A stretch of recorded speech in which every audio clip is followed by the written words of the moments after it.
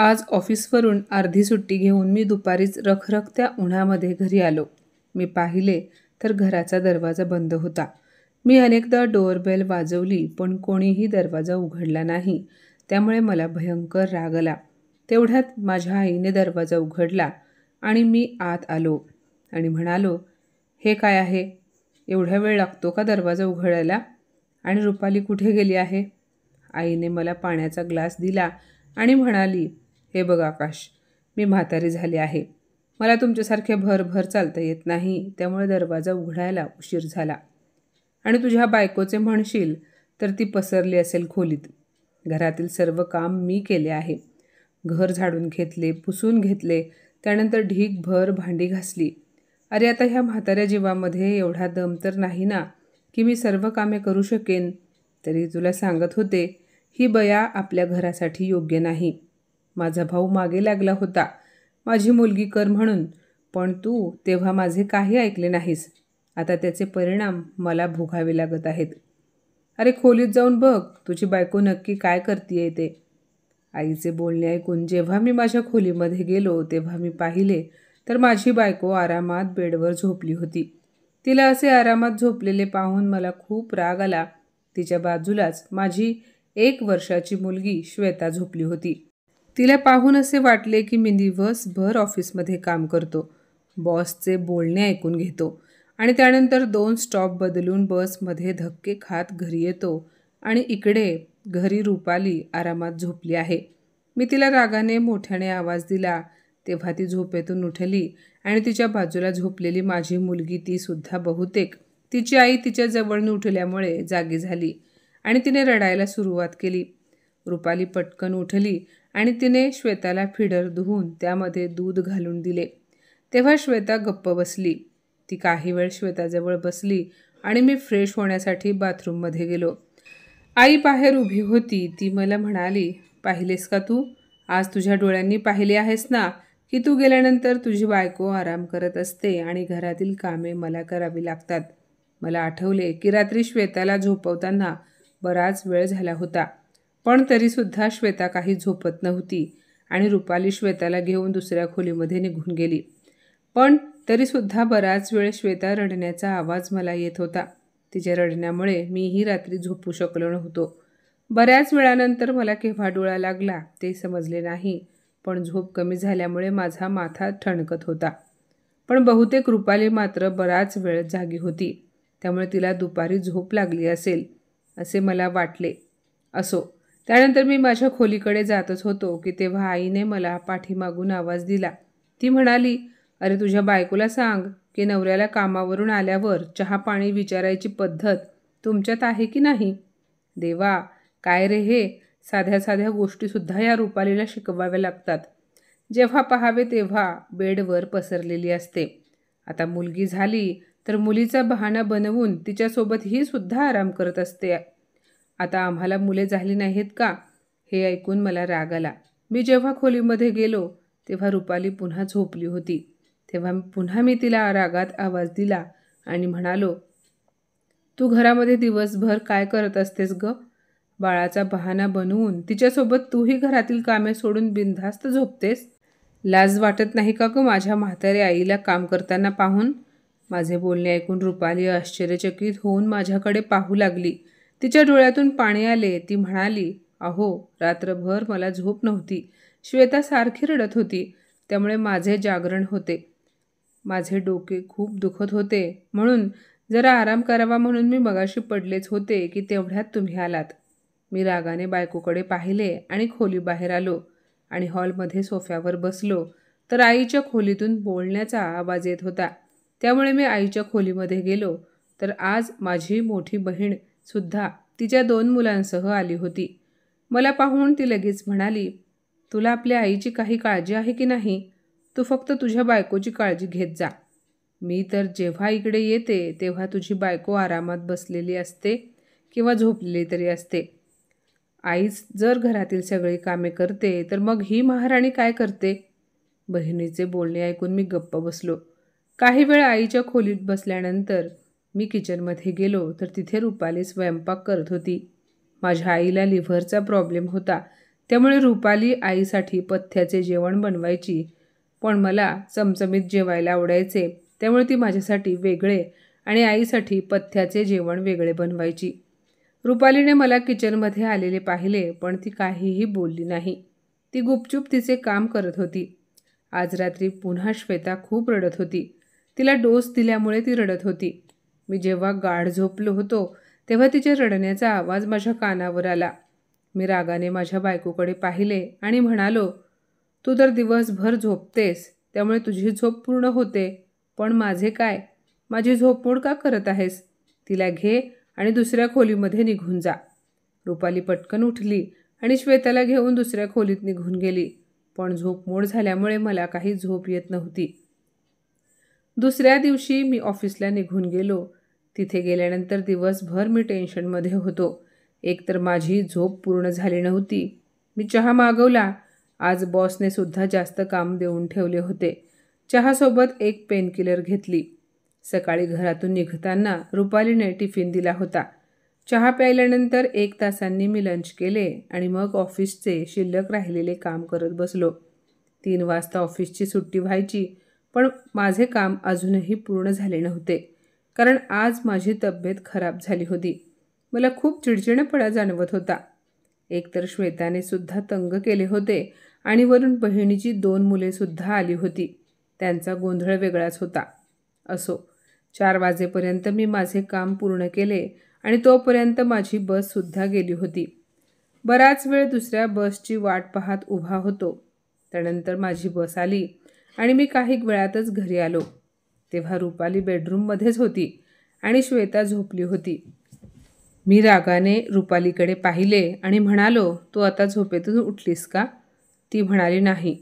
पोटात दुखत होते, त्यामुळे दुपारपासून श्वेता रडत होती. त्यामुळे मी तिला डॉक्टरांकडे घेऊन गेले होते. आत्ताच तिला औषधं देऊन झोपवले आहे.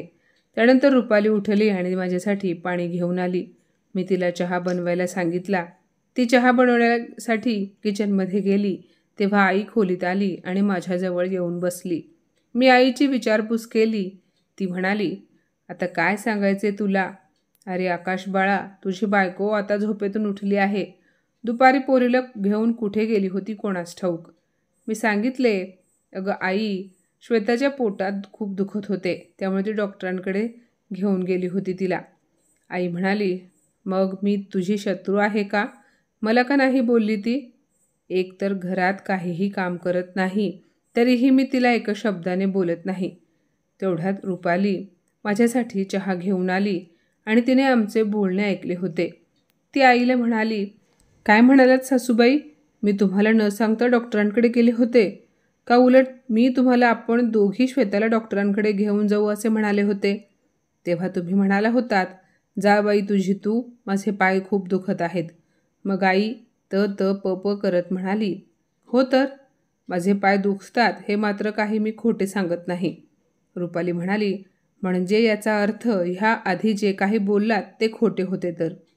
ती पुढे म्हणाली, आई, कृपा करून आम्हा दोघांमध्ये गैरसमज निर्माण करू नका. घरातील सर्व कामे श्वेताला सांभाळत मी करते. मी कामे करत असतानाही तुम्ही श्वेताला घेत नाही. उगाच यांना खोटे सांगत जाऊ नका. आई म्हणाली, म्हणजे मी खोटारडी आहे असे म्हणायचे आहे का तुला? मला आता दोघींचाही खूप राग येऊ लागला.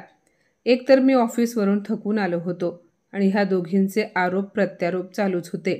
काहीही न बोलता मी तिथून निघून गेलो. दुसऱ्या दिवशी संध्याकाळी जेव्हा मी ऑफिसवरून घरी आलो तेव्हा आई स्वयंपाक खोलीत काम करत होती आणि रुपाली श्वेताला समोर घेऊन झोपली होती. मी पाणी पिण्यासाठी स्वयंपाक खोलीत गेलो असता आईची पुन्हा बडबड सुरू झाली. आई म्हणाली, तरी या मूर्खाला म्हणत होते ह्या मुलीबरोबर लग्न करू नको म्हणून. मला काही सुनेचे सुख मिळणार नाही, पण हा बैल तिच्या रूपाला भाळला. मला आईचे बोलणे सहन झाले नाही आणि मी आईला काहीही न बोलता माझ्या खोलीत निघून गेलो आणि रुपालीला झोपेतून उठवले. एका हाकेतच ती पटकन उठली. आईच्या रोजच्या बडबडीला मी खूप कंटाळलो होतो.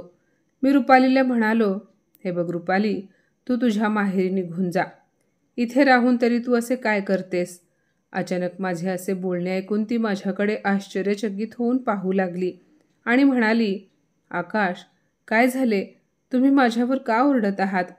माझी अशी काय चूक झाली म्हणून तुम्ही मला माहेरी जा म्हणत आहात? पण मी मात्र तिच्याकडे रागाने पाहत होतो. मी तिला म्हणालो की माणूस लग्न कशासाठी करतो? बायकोने नवऱ्याचे घर सांभाळावे, त्याच्या आईवडिलांची सेवा करावी, त्याच्या मुलांची काळजी घ्यावी. मग मला सांग, माझी आई ह्या वयात घरातील कामे करते ते बरे दिसते का? तुला जरासुद्धा काळजी नाही. माझ्या आईची तब्येत ठीक नसते. अगं तुला कळत नाही का? माझ्या आईने ह्या वयामध्ये फक्त आराम करायला पाहिजे. मी असे बोलत असताना रुपाली चकित होऊन माझ्याकडे पाहत होती. ती म्हणाली, अहो, मी तर घरातील सर्व कामे एकटीच करते. आईंना काहीही कामे करू देत नाही. मी म्हणालो, मग आता जाऊन बघ बरं, आई किचनमध्ये आहे की नाही ते. ती सतत मला म्हणत असते की तुझी बायको नुसती आराम करते. घरातील सर्व कामे मी एकटीच करत असते.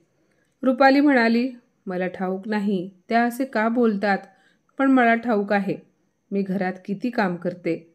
आणि आता जर माझी कामे संपल्यानंतर मी खोलीमध्ये जाऊन थोडा वेळ आराम केला तर कुठे बिघडले? एकतर रात्रभर मला श्वेता झोपू देत नाही. ती असे बोलली तरीसुद्धा मी ह्या गोष्टींवर अडून बसलो होतो की नाही, माझी आई खोटे बोलणार नाही. मी माझ्या डोळ्यांनी पाहिले आहे माझ्या आईला कामे करताना. आणि कालसुद्धा मी ऑफिसवरून जेव्हा घरी आलो तेव्हाही तू झोपलीच होतीस. रुपाली काहीही बोलली नाही. तिच्या अशा या गप्प बसण्याचा मला राग येत होता. मी तिला रागात पुन्हा म्हणालो, निघून जा माझ्या घरातून. मग तिथे जाऊन वाटेल तिथं का आराम कर. रुपाली मला काहीही बोलली नाही. तिने पटकन तिच्या भावाला फोन करून बोलावून घेतले. काही वेळातच तिचा भाऊ तिला घेऊन जाण्यासाठी आला. तिने स्वतःचे आणि श्वेताचे सामान पॅक केले. जेव्हा मी पाहिले की ती माझ्या मुलीचे सुद्धा कपडे बॅगेत भरत आहे तेव्हा मला राग आला आणि मी रुपालीच्या हातातून ती बॅग हिसकावून घेतली आणि श्वेताचे कपडे आणि तिचे सामान बॅगमधून बाहेर काढले आणि तिला म्हणालो की तुला जायचे असेल तर जा, पण माझ्या मुलीला अजिबात घेऊन जायचे नाही. माझे बोलणे ऐकताच रुपाली रडायला लागली आणि ती म्हणाली, असे करू नका, मी माझ्या श्वेताशिवाय राहू शकणार नाही. तुम्ही इतक्या लहान मुलीला कसे सांभाळणार आहात? मी म्हणालो, माझ्या मुलीला कसे सांभाळायचे कसे नाही हे माझे मी पाहून घेईन. ज्याप्रमाणे घरातील कामे माझी आई करते तर ती आता श्वेताला सुद्धा सांभाळेल. आणि मी सुद्धा ऑफिसवरून येऊन स्वतः पाहून घेईन. तुला तिची काळजी घेण्याची काही गरज नाही. तिचा भाऊ बाहेर गाडीमध्ये बसून हॉर्न वाजवत होता. त्यामुळे रुपाली तिची बॅग घेऊन निघून गेली. जाताना जेव्हा रुपालीने श्वेताला पुन्हा उचलून घेतले तेव्हा मी तिच्या हातातून श्वेताला घेतले आणि एका हाताने तिला धक्का दिला. तेव्हा ती पडता पडता वाचली होती. त्यानंतर रडत ती तिच्या भावाच्या गाडीमध्ये जाऊन बसली.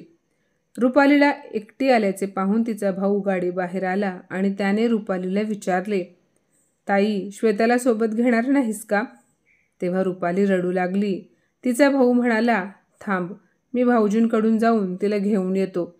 तेव्हा रुपाली त्याला म्हणाली, दादा, तू तिकडे जाऊ नकोस. त्यानंतर तो गुपचूप गाडीमध्ये बसला आणि आपल्या बहिणीला घेऊन निघून गेला. जेव्हा मी खोलीमध्ये आलो तेव्हा श्वेता रडत होती. मी तिची दुधाची बाटली सगळीकडे शोधली पण मला कुठेच दिसली नाही. शेवटी मी किचनमध्ये गेलो तेव्हा फीडर तसाच सिंकमध्ये पडला होता. मी श्वेताला ती पडेल म्हणून खुर्ची किंवा टेबलवर न बसवता खाली फरशीवर बसवले आणि दुधाची बाटली स्वच्छ धुतली. फ्रीजमधून दूध बाहेर काढले, ते गरम केले आणि श्वेताला फीडरमध्ये दूध घालून दिले. त्यानंतर मी तिला खोलीमध्ये घेऊन आलो. बराच वेळ झाला होता. मी विचार केला की आता जेवणाचे सुद्धा मलाच पाहावे लागेल. मी आईच्या खोलीमध्ये गेलो आणि आईला विचारले की आई, भाजी काय बनवायची आहे? आई म्हणाली, का? तुझ्या बायकोने काही बनवले नाही का? मी म्हणालो, नाही आई, ती निघून गेली आहे. मी तिला माहेरी पाठवून दिले आहे. माझे बोलणे ऐकून आई आश्चर्यचकित होऊन माझ्याकडे पाहू लागली आणि म्हणाली, अरे बापरे, गेली होय ती? आई पुढे म्हणाली, तरीच माझ्या कानावर तुमचा गोंधळ ऐकायला येत होता. मला वाटले की तुमचे नेहमीचेच बोलणे चालू असेल, त्यामुळे मी काही लक्ष दिले नाही. ठीक आहे, पण आकाश बाळा, आज तर माझी तब्येत खूप खराब आहे. जेव्हा मी माझ्या बहिणीकडे पाहिले तेव्हा ती डोक्याला बाम लावून बेडवर झोपली होती. त्यामुळे मी तिला काही बोललो नाही. मी हा विचार केला की ताई तिच्या सासरी काम करतच असते, मुलांनासुद्धा सांभाळते, त्यामुळे तिला इथे माहेरी आल्यावरच आराम भेटतो.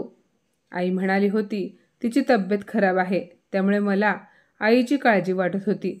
त्यामुळे मी किचनमध्ये गेलो आणि पाहिले तर कढईमध्ये भाजी होती, म्हणजे रुपाली भाजी बनवून गेली होती. त्यानंतर सिंक पाहिले तर काही भांडी पडली होती.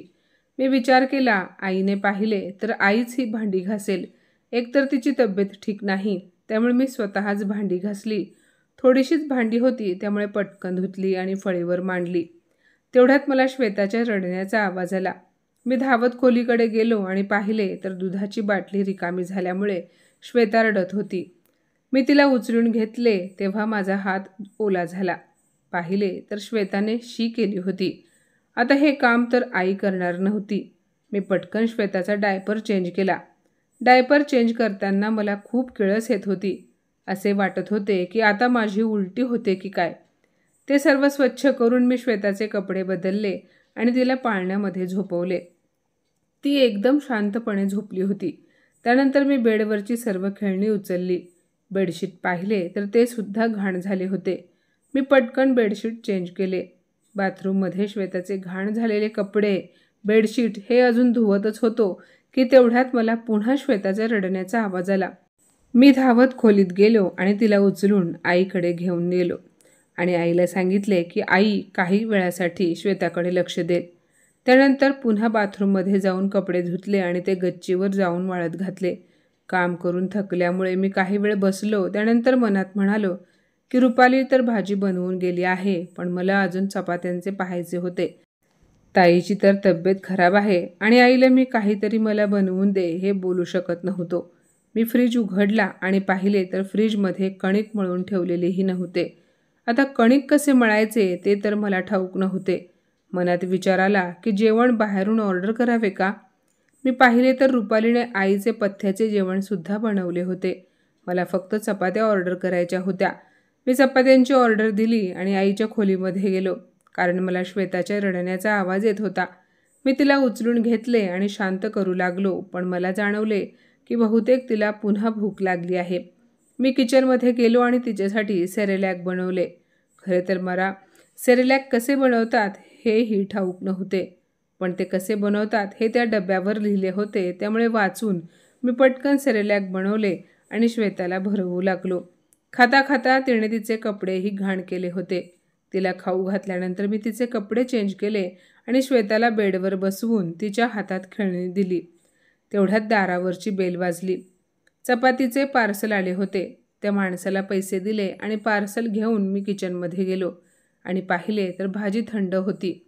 भाजीकडे पाहून माझ्या मनात विचार आला की रुपालीने दुपारीच श्वेता झोपल्यावर भाजी बनवली असेल, कारण श्वेता जर जागी असती तर तिने काही स्वयंपाक करू दिला नसता. तरीही तिला सांभाळत रुपालीने भाजी बनवली होती. मला आता चांगलेच समजले होते की लहान मुलांना सांभाळणे काही सोपे काम नाही, कारण मागच्या 3 तासांमध्येच मला ह्या गोष्टीची जाणीव झाली होती. मी आईकडे गेलो तर आई आणि बहीण दोघीही गप्पा मारत बसल्या होत्या. मला पाहताच दोघीही बोलता बोलता गप्प झाल्या. मी आईला म्हणालो की आई, रुपालीने जाण्याआधी तुझ्यासाठी पथ्याचे जेवण आणि माझ्यासाठी वेगळी भाजी बनवली होती. तू भाजी गरम करतेस का? पण आईने मला स्पष्ट शब्दात उत्तर दिले की नाही आकाश बेटा, माझी कंबर खूप दुखते आहे, त्यामुळे मी काही चालू शकणार नाही. मी गुपचूप किचनमध्ये आलो, स्वतःसाठी ताट वाढून घेतले आणि आईसाठी तिची भाजी गरम केली. तेवढ्यात ताईही तिथे आली आणि तिने स्वतःचे ताट वाढून घेतले. पण मगाशी मी आईला विचारायला आलो होतो तेव्हा आकाश, मी भाजी गरम करते असे ताई म्हणाली नाही. मी तरीसुद्धा तेव्हा ताईला काहीच बोललो नाही. आईच्या जेवणाचे ताट खोलीमध्ये देऊन आलो आणि माझे ताट घेऊन माझ्या खोलीत निघून गेलो. श्वेता तिच्या खेळणीसोबत खेळत होती. ती शांत खेळते आहे हे पाहून मी पटपट मोठे मोठे घास घेतले. मला हा मनात विचार आला की जर श्वेताने अचानक रडायला सुरुवात केली तर मग जेवायचे राहून जाईल. त्यामुळे मी पटकन जेवण केले. मी हात धुतला नाही तोपर्यंत श्वेताने पुन्हा रडायला सुरुवात केली. मग मी तिला उचलून घेतले आणि किचनमध्ये जेवणाचे ताट ठेवायला गेलो. चहा प्यायचा खूप मूड झाला होता. मला आठवले ह्या वेळेला जेवण केल्यानंतर रुपाली मला कधी कधी कॉफी तर कधी चहा बनवून द्यायची आणि त्यानंतर म्हणायची, तुम्ही थकला असाल ना, मी तुमचे पाय दाबून देते, डोके दाबून देते. पण आज असे म्हणणारे कोणीही नव्हते. आज मला बायकोची उणीव प्रकर्षाने जाणवली. मला तर साधा चहा देखील बनवायला येत नव्हता. त्यानंतर मी श्वेताला खोलीत नेऊन तिच्या हातात खेळणी दिली आणि किचनमध्ये येऊन तिच्यासाठी दूध गरम केले. दुधाची बाटली धुवून त्यामध्ये दूध घातले आणि पटकन फिडर घेऊन खोलीमध्ये आलो. दूध पिल्यानंतर काही वेळाने श्वेताला झोप लागली. मी सुद्धा तिच्याजवळ झोपलो आणि कोणास ठाऊक कधी माझ्या डोळ्याला डोळा लागला. कारण मागच्या 3 दिवसांपासून माझी तब्येत ठीक नव्हती आणि मला खूप थकवाही आला होता. अर्धी रात्र झाल्यानंतर मला जाग आली, कारण गादी ओली झाली होती. बाजूच्या टेबलवरचा लॅम्प ऑन केला आणि पाहिले तर श्वेताचे डायपर लीक झाले होते. मी तिचे कपडे चेंज केले. कपाटातून आणखी एक बेडशीट काढून चेंज केली. मला इतकी झोप येत होती की मी श्वेताचे कपडे आणि बेडशीट असेच नेऊन वॉशरूममध्ये ठेवले आणि मग श्वेताला झोपवले आणि मग मीही झोपलो. सकाळी जेव्हा जाग आली तेव्हा बराच उशीर झाला होता. मला ऑफिसला जायचे होते. उशीर होईल असा विचार करून आईने मला झोपेतून उठवले सुद्धा नाही. असो, मी पाहिले तर तोपर्यंत आईने नाश्ता बनवला होता. पण जेव्हा मी झोपेतून उठलो, आंघोळ वगैरे करून बाहेर आलो, तरीसुद्धा आईने किंवा बहिणीने मला नाश्त्यासाठी विचारले नाही. त्यामुळे मी स्वतः किचनमध्ये गेलो. फ्रीजमधून ब्रेड आणि बटर बाहेर काढले आणि गरम न करताच पटपट खायला सुरुवात केली. रुपाली होती तेव्हा ती रोज मला नाश्त्याला वेगवेगळे पराठे बनवून देत होती. मला नाश्त्यात दही आणि पराठा खूप आवडायचा. मला ठाऊकही होत नव्हते की रुपाली कधी आणि कसे दह्यासाठी विरजण लावायची. पण रोज सकाळी वेळेत नाश्ता बनवायची. ती असताना प्रत्येक गोष्ट हातात मिळायची. असो, मी ब्रेड आणि बटर खाल्ले आणि पटकन तयार होऊन ऑफिससाठी निघून गेलो. जाताना श्वेताला आईकडे ठेवले. दिवसभर ऑफिसमध्ये बिझी होतो. जेव्हा घरी आलो तेव्हा दुरूनच मला श्वेताच्या रडण्याचा आवाज ऐकायला येत होता. मी दरवाजाची बेल वाजवली तेव्हा आईने दरवाजा उघडला. श्वेता अंगणात फरशीवर बसून रडत होती. तिच्या आजूबाजूला खूप खेळणी पडल्या होत्या. जेव्हा मी घरात पाऊल टाकले तेव्हा श्वेता मला पाहून खूप जोरजोरात रडायला लागली. रडताना कधी पप्पा तर कधी मम्मा बोलत होती. मी पटकन तिला उचलून घेतले तर तिने पुन्हा कालच्यासारखीच डायपरमध्ये शी केली होती. माझा हात घाण झाला. मला श्वेताबद्दल खूप वाईट वाटत होते. मी रागाने आईकडे पाहिले आणि म्हणालो, आई, अगं श्वेताने शी केली आहे. तू ती का रडते हे पाहिलेही नाहीस का? तू ताईला तरी सांगायचे होतेस ना श्वेता का रडते आहे बघ म्हणून. अगं श्वेता तिची भाची लागते ना, भावाची मुलगी आहे. का रडते पाहावे हे तिला कळत नाही का? अगं तिच्या जागी काही दुसरी कोणी एखादी असती तर त्याने ती एवढी का रडते आहे हे तरी पाहिले असते. त्याचे बोलणे ऐकून आई म्हणाली, नाही आकाश, तुझी ताई तर मगाशीच निघून गेली आहे. ती काही महिनाभर राहायला आली नव्हती, मला भेटायला आली होती. मी आईला म्हणालो, तू आजारी आहेस, घरी रूप आली नाही, हा विचार करून 3-4 दिवस ती आणखी थांबली असती तर काय झाले असते. इतर वेळेस तर ती थांबतच होती ना. पण मला आता समजले होते की इथे कामे करावी लागतील म्हणून ती तिच्या घरी निघून गेली आहे. मागच्या महिन्यात जेव्हा ती आली होती तेव्हा चांगले 15 दिवस राहून गेली होती. मला आठवले की रुपाली ताईला तिच्या मुलांना काय हवे नको पाहायची. रुपाली ताईच्या मुलांना सांभाळत होती. तेव्हा ताई आराम करायची आणि वरून असेही म्हणायची की रुपाली आमचा पाहुणचार व्यवस्थित करत नाही. मी हा विचार करत होतो की तेवढ्यात श्वेताचा रडण्याचा आवाज माझ्या कानांवर आला. मी पटकन वॉशरूममध्ये गेलो आणि तिथे रात्री ठेवलेले कपडे पाहून माझे डोके आणखी खराब झाले. आता कसेही असले तरी सर्व काही मलाच करावे लागणार होते. मी श्वेताला बाथरूममध्ये घेऊन आलो. तिचे कपडे काढले आणि तिला आंघोळीच्या टबमध्ये बसवून आंघोळ घातली. मला ह्याबद्दलचा काहीही एक्सपिरियन्स नव्हता, पण आता हे सर्व मलाच करावे लागणार होते. मी श्वेताला व्यवस्थित तयार केले, खोली आवरली, तिला दूध देऊन झोपवले आणि पटकन वॉशरूममध्ये जाऊन घाण कपडे होते ते धुतले. माझा टी-शर्ट धुतला आणि गच्चीवर वाळत घालण्यासाठी निघून गेलो. मला आता बरेच काही कळून चुकले होते. मला जाणवले की घरातील एवढी सगळी कामे केल्यानंतर सुद्धा रुपालीने कधीच तिच्या कपाळावर आठ्या पाडल्या नाहीत. कधी कधी जर मी तिला काही बोललो तरीसुद्धा ती काही वेळाने पुन्हा माझ्यासमोर हसरा चेहरा घेऊन यायची, माझी काळजी घ्यायची. आता मला समजले की हे सर्व फक्त आईमुळे झाले होते, कारण आई मला सतत टोमणे द्यायची की तुझी बायको काहीही काम करत नाही. मी मामाच्या मुलीसोबत लग्न केले नाही, त्यामुळेच रुपालीवर आईचा राग होता, हे मला आज समजले. मी किचनमध्ये जाऊन पाहिले तर आईने माझ्यासाठी काहीही बनवले नव्हते, पण स्वतःसाठी तिने पथ्याचे जेवण मात्र बनवून ठेवले होते. मी ऑफिसवरून आल्यावर आई नेहमी म्हणायची की मीच भांडी घासते, पण रुपाली गेल्यापासून मी आईला एकदाही भांडी घासताना पाहिले नव्हते. सिंक तर भांड्यांनी भरलेले पडले होते आणि मागच्या 2 दिवसांपासून लादी पुसणे तर दूर, पण खोलीसुद्धा झाडून घेतलेली नव्हती. मी सिंकमध्ये पडलेली भांडी घासली, पूर्ण किचन आवरला आणि श्वेताला उठवले आणि तिला खेळवू लागलो. तिला म्हणालो की चल बाळा, आपण बाहेर जाऊ. जेव्हा मी श्वेताला घेऊन बाहेर जायला निघालो तेव्हा आई म्हणाली, आकाश कुठे चालला आहेस? तेव्हा मी आईला म्हणालो, आता मला व्यवस्थित समजले आहे की मला कुठे जायचे आहे. असे बोलत मी माझी बाईक काढली, श्वेताला पुढे बसवले आणि तिथे जायला निघालो जिथे मला जायला हवे होते, ज्या वाटेवर माझे पूर्वोद्दिष्ट होते. मला हे चांगलेच समजले होते की रुपालीशिवाय मी काहीही नाही. माझ्या बायकोशिवाय मी अपूर्ण आहे.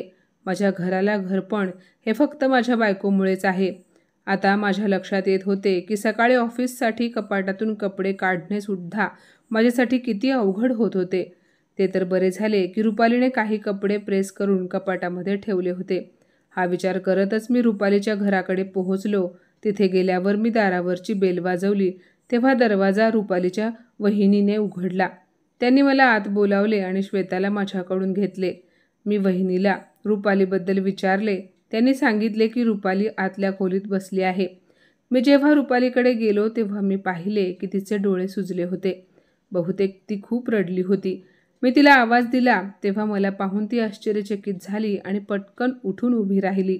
तिने मला श्वेताबद्दल विचारले आणि पटकन ती खोलीबाहेर धावत गेली आणि तिने वहिनीकडून श्वेताला घेतले आणि वेड्यासारखी तिचे पापे घेऊ लागली. हे सर्व पाहून माझ्या डोळ्यातून आनंद अश्रू आले. मी रुपालीचा हात पकडला आणि तिला म्हणालो की रुपाली, मला माफ कर. मी तुझी माफी मागायला आलो आहे.